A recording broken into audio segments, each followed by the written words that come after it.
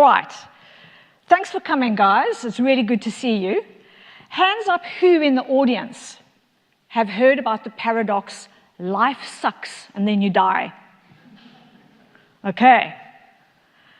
Well, if you've ever been where I've been, life does sometimes suck. But there's a different part to the ending of that paradox. Because when life does suck, you don't simply die. Life doesn't cease to exist at that point. In fact, it's in those most challenging moments that we find out who we are. We discover the resilience of the human spirit. So there's a different ending. I want to suggest a different ending to life sucks and then you die. And that is, there's a value in paying a price. And this is my story that I want to take you on in terms of a journey. I began my career as a ballet dancer in the 1970s and 80s. And whilst I was ill or injured at one point in time, my parents approached me and said, "Hey, Wendy, why don't you become an accountant?" I know, I don't quite understand the bridge between ballet dancing and accountancy, but maybe that's a really good example of projection and conditioning. I took my parents' offer up, and I became a chartered accountant in South Africa. And I found myself in a senior executive position. I was the only female executive operating at board level as the international group treasurer of a public listed company in South Africa.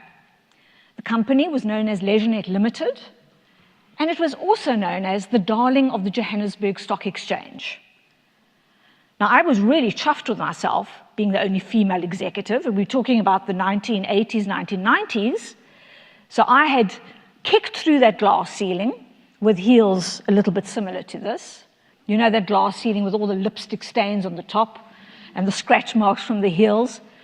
I broke through that glass ceiling, and I found myself on the 5th floor of the executive suite. I was in my 30s, and I had this office that was panoramic views over Cape Town. I had a plush blue carpet. I had a leather lounge suite in my office.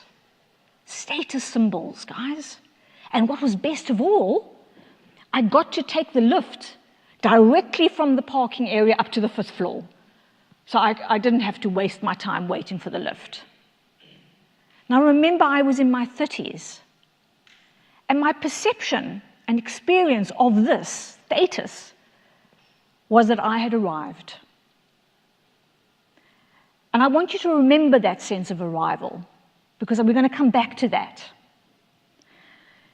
In the year 2000, I discovered endemic fraud and corruption within the company. And I was really met with a moral dilemma.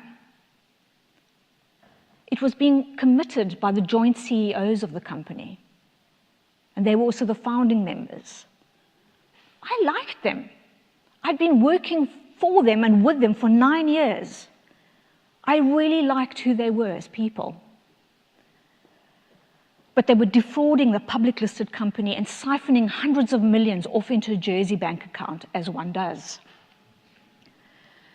So I was met with this moral dilemma.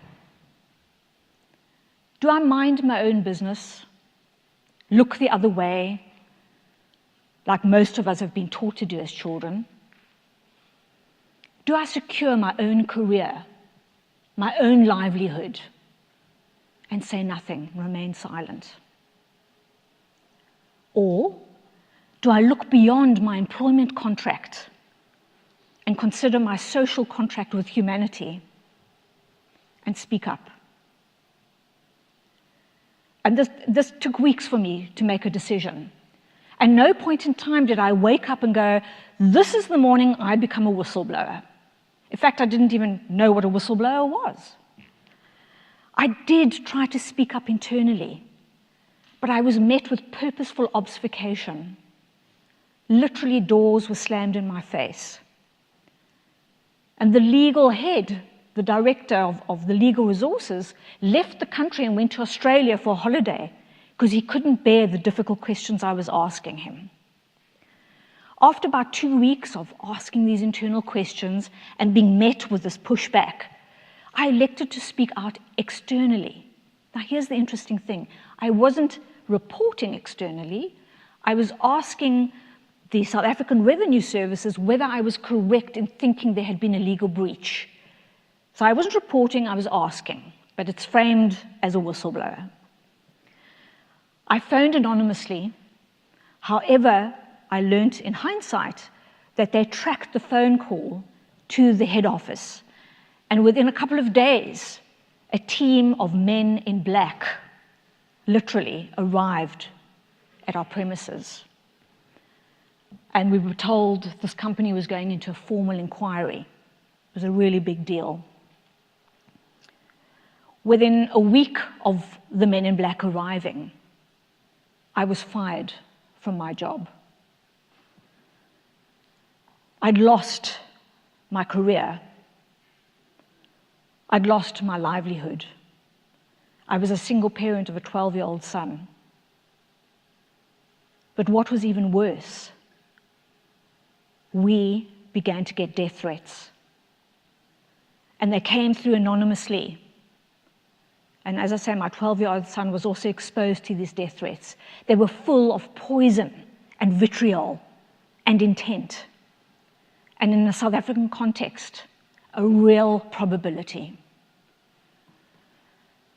And I'm sure everybody here can understand it's a terrible thing to be hated by one person. To be hated by your peer group is even worse. But to be wanted dead by a society not ready for the truth is untenable. So I left my country and I put myself into self-imposed exile in the UK. And very quickly, I received 2 significant job offers. One was the group treasurer for Channel 4. The other one was to be the group treasurer for an international company. I won't name the company, but it's a very well-known gym leisure company headed up by a well-known British entrepreneur. And I elected to become the treasurer of that company. Unbeknownst to me at the time, that as the company back in South Africa teetered on liquidation, the management team had called in Nelson Mandela and asked him to call on his international network of friends to find out if anybody would want to purchase this company in order to save 8,000 South African employees' jobs. Now, 8,000 employees for a South African economic context is important. But I didn't know this conversation was going on and that Nelson Mandela had made the phone call to this individual, who very quickly said, absolutely, I'm in. He bought the company, but he was in very tough negotiations with the joint CEOs. I'd been working in this company in Notting Hill Gate for 6 months, and I was called into the office. I was fired and physically removed by a security guard in a very Kafkaesque fashion. I couldn't quite make sense of that. I'd first lost my job at LeisureNet for doing the right thing, and now I had lost my job in London and told that I thought my job was more important than they thought it was.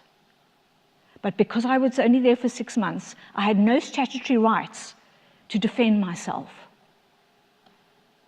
And after this, nobody wanted to employ me. I had become actually blacklisted, both in South Africa and now in the UK. And what followed was a deeply dark, pervasive time of my life. The darkness and the despair literally seeped into my pores and paralyzed me. I became numb, and I sealed myself off from the outside world that didn't make sense to me. And here's another paradox.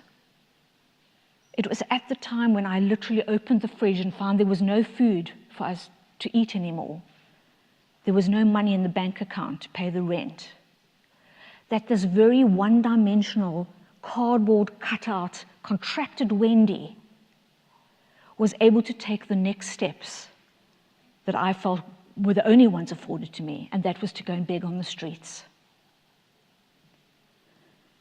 So I picked my spot in Kingston upon Thames, outside the railway station. But I want to tell you, I became the best beggar on the block. And the hope within this is that when we have a breakdown, we don't lose our hard skills. We don't lose our principles. And just like any social context, I had to navigate and negotiate my way with other fellow beggars. I was now belonging to a tribe of beggars. So to get the best spot, because you can't just pull in with your cardboard, flattened cardboard piece and say, hey, I want that piece outside the Mosaic, outside the Kingston upon Thames, that looks like a good spot. You have to negotiate. You have to give and take. So I was able to give them the opportunity to write letters on their behalf, to speak on their behalf, to do Excel spreadsheets for cash flows. So you never ever lose your hard skills. What was more, I recognized the love that British people have for their dogs. I had 2 dogs, so I brought my 2 dogs along, and my revenue income increased. So the context remains the same. It's a social context. And I don't want to trivialize or diminish how awful this was for me, having gone from the boardroom in my plush office to a beggar on the streets. I knew that my life was upside down. But I began to consider, maybe my life needed to be upside down, and who are we to judge? Maybe this was the right place for me at that point in time. I reframed what success meant to me. Initially, when I was a corporate executive, it was about buying the next pair of Jimmy shoes, or going out for a meal, or simply escaping my reality and going on holiday. There was nothing out there for me anymore. None of those things were there available to me. And I was forced to go within myself. And I want to share with you what I discovered. By going within, I realized and recognized that the revolution of consciousness doesn't start in the mind, nor the eye. It begins on the tongue. You break the spell when you say the things that you thought you could never say. And this was my first courageous conversation. People often say, Wendy, you were a whistleblower. That was courageous. I did it codified in my professional role.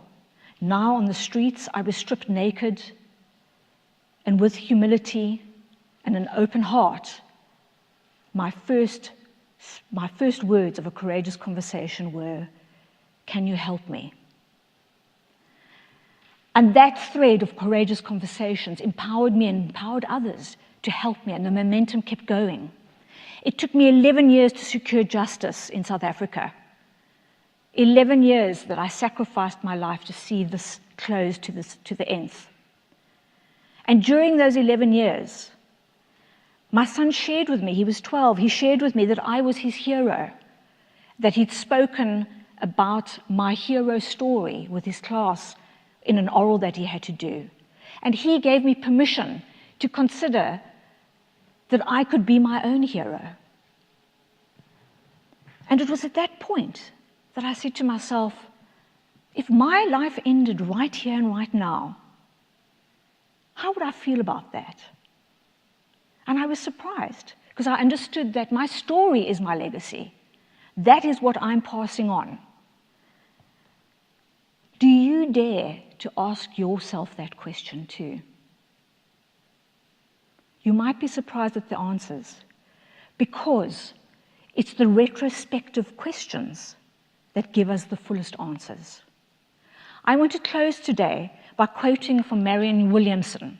And Nelson Mandela used to use this quote. And he said, "Who are you to play small When you stand in your greatness, you give permission for others to do the same.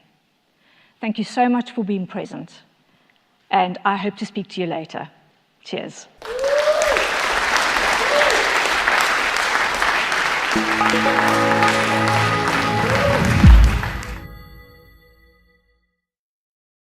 The Hero Roundtables are the global events that ask the question, what is a hero? You've just seen one hero talk. To find more and join the conversation, visit our website or social media.